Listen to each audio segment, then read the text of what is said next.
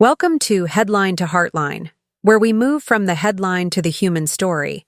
Madonna just did something she almost never does.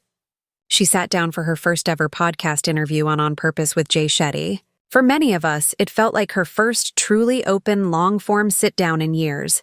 So expectations were high, and the room felt electric from the first seconds. She opened with a simple line that changed the air.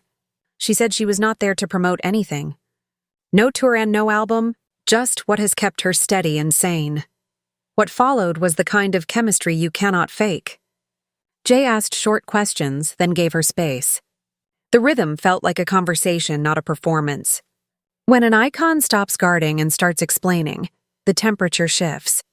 That is what happened here. You could hear the miles she has walked, and the humility those miles can teach. Her take on manifestation was the surprise and the gift. Not a wish list. Not the universe as a vending machine. She talked about being a vessel. We are not that special. We are channels for something higher. My soul's purpose is to reveal light, and we are here to receive for the sake of sharing, not to hoard.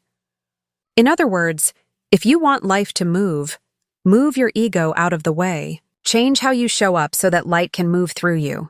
That framing cuts through the glitter and lands on solid ground.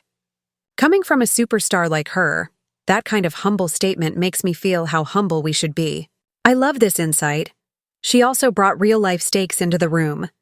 She spoke about her 2023 sepsis crisis, being unconscious and on a ventilator, and the long climb back. That chapter made the conversation more human.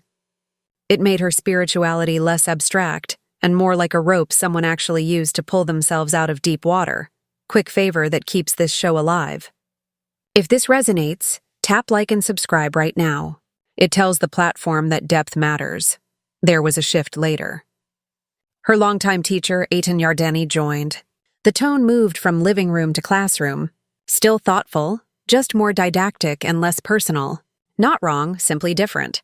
And at the end, a course was introduced. I want to hold two things at once. First, I admire how serious and professional she is when she takes a new direction. I believe her sincerity.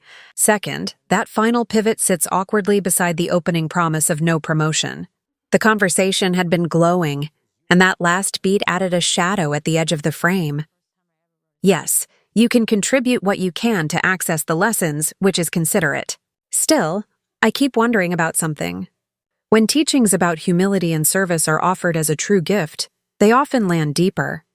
Price can signal value, but sometimes gift creates meaning. I would love to see this kind of content be free, because the spirit of giving can be part of the teaching itself. I will be honest about my own reaction. During the first half, I was already planning to say only very good things, because they were true. They are still true.